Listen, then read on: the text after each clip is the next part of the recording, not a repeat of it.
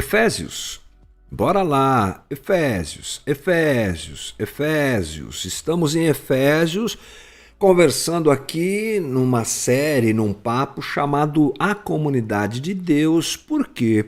Porque a carta de Paulo aos Efésios tem essa proposta de falar sobre essa nova comunidade que nasce a partir da transformação, do renascimento.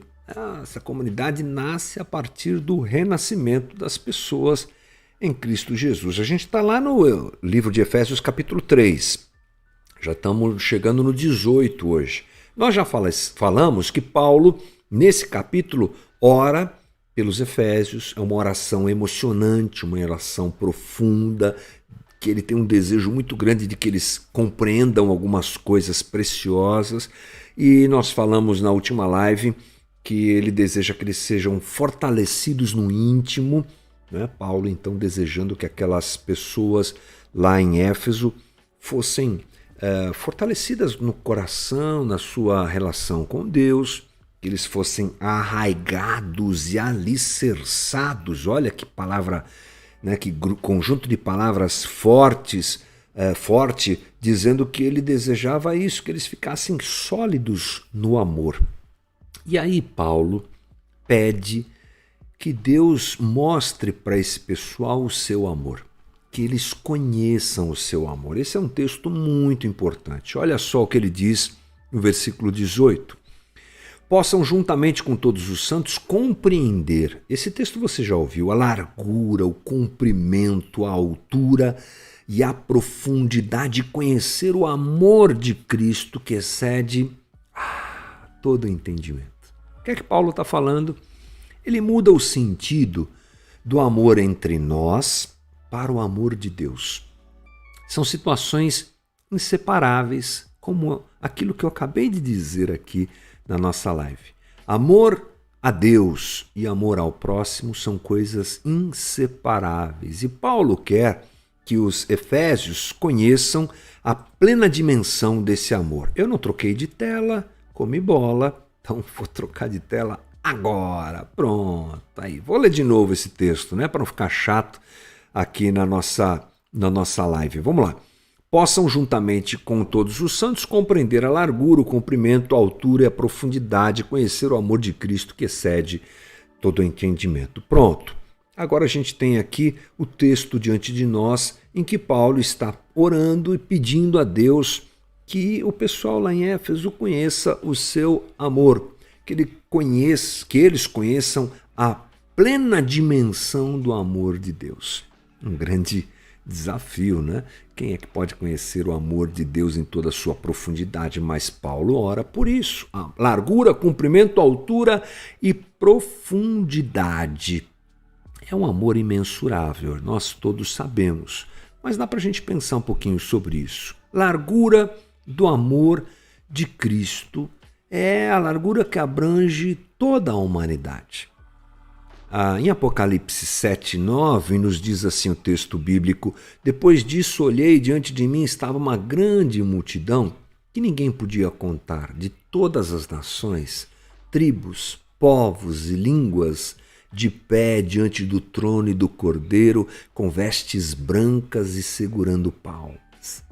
Essa visão de João, lá na ilha de Patmos, tem a ver com a largura do Evangelho, a largura, aliás, do amor de Cristo expresso em seu Evangelho, expresso em sua obra na cruz, né? Ele é tão largo que ele pode abraçar todos, toda a humanidade. Nenhuma comunidade humana deixa de ser alcançada pelo amor de Jesus. Essa é a ideia de Paulo, que os efésios possam compreender que na largura do amor de Jesus cabe todo mundo, de toda tribo, povo, raça e de todo tempo, com certeza. Segunda coisa é o comprimento, largura e comprimento. Comprimento do amor de Cristo, qual é? A eternidade. Jeremias 31:3. O Senhor lhe apareceu no passado dizendo: eu a amei com amor eterno. palavras registradas por Jeremias sobre o amor de Deus, que é um amor eterno. O amor eterno, a palavra eternidade é complexa para nós, porque ela é um estado, ela não é um momento. Tudo está diante de Deus na eternidade ao mesmo tempo e agora. Qual é o cumprimento desse amor? É a eternidade. Não houve nem haverá intervalo, pausa, tempo em que ele não exista.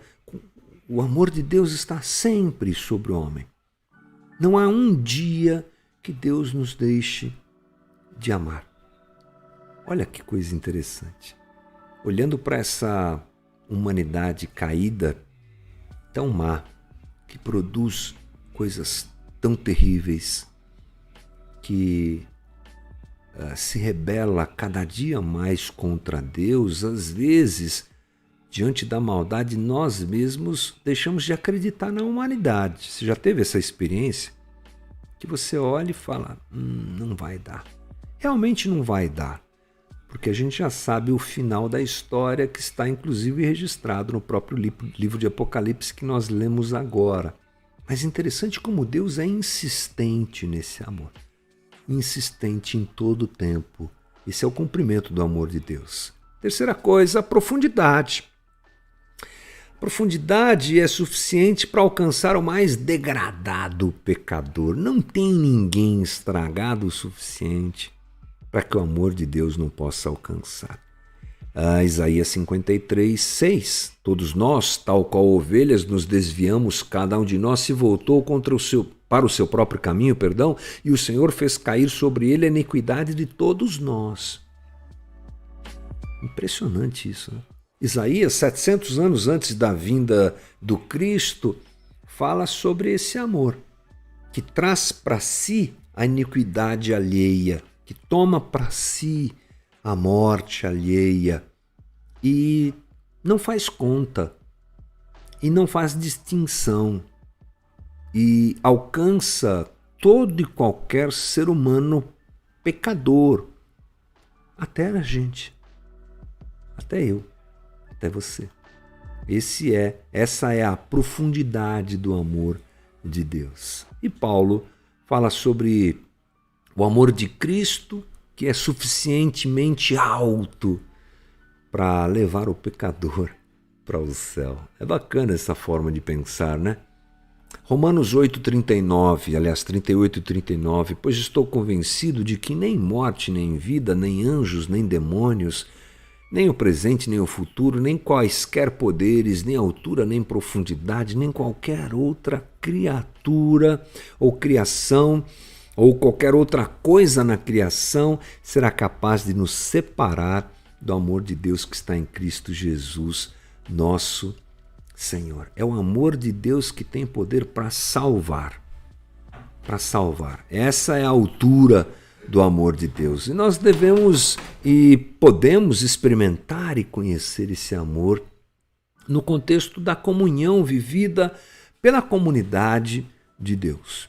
Esse amor se expressa na comunidade. No versículo que nós lemos, o 18, diz assim, é a oração de Paulo, né? Para que eles possam, juntamente com os santos, compreender a largura, o comprimento. Aonde? Na igreja, na comunidade.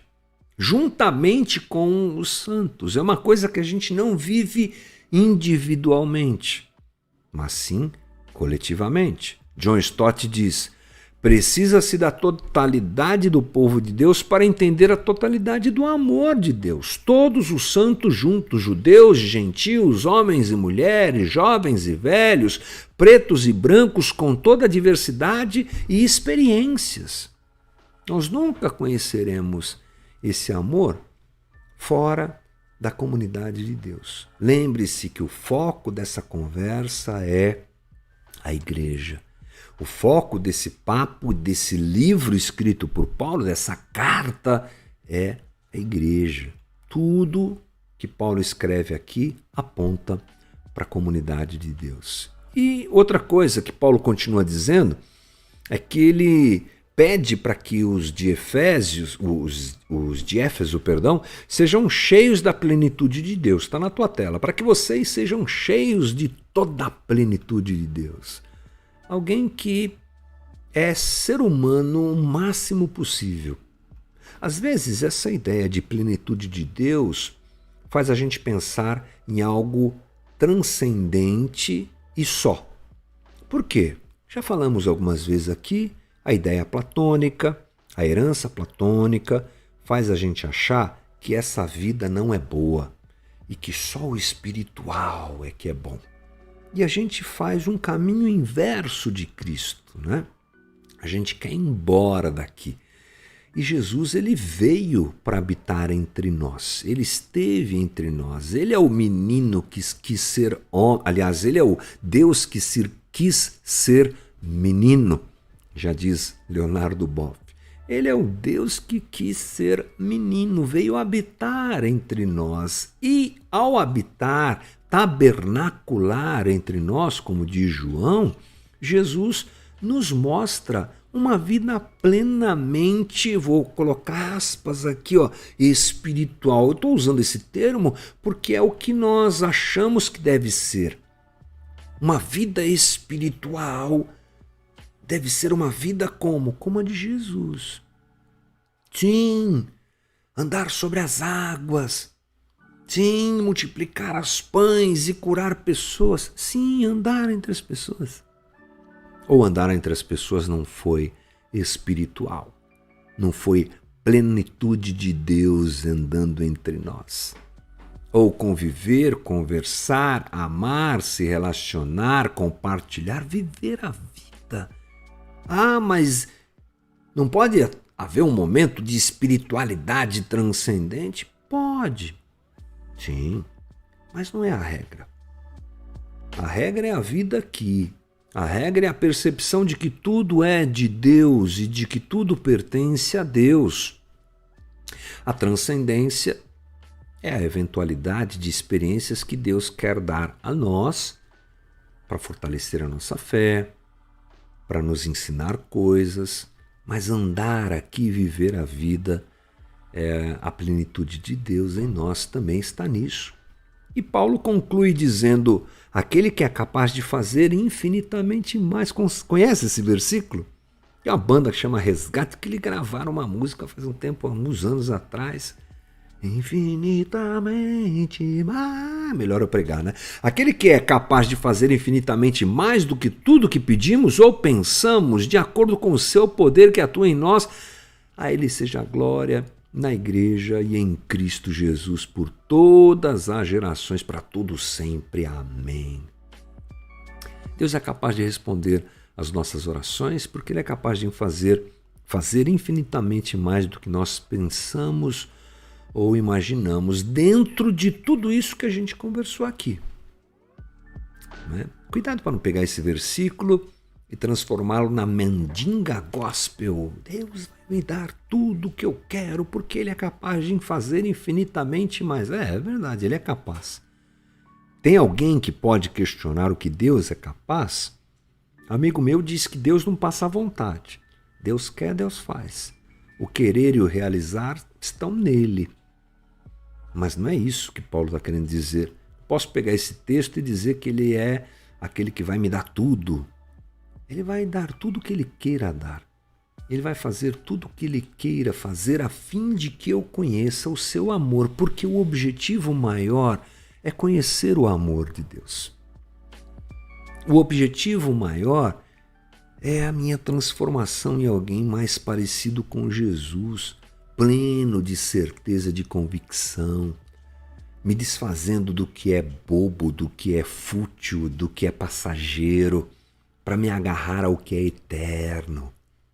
Essa é a obra que Deus quer fazer na vida da gente. Paulo nos apresenta isso, esse amor, não é? Que é extremo. E eu quero encerrar com o que John Stott diz. Ele diz assim, a oração de Paulo está ligada com o cumprimento de sua visão da nova sociedade de Deus e do amor.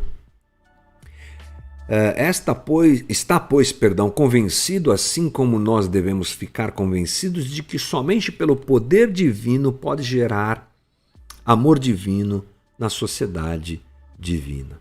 Incrível, incrível.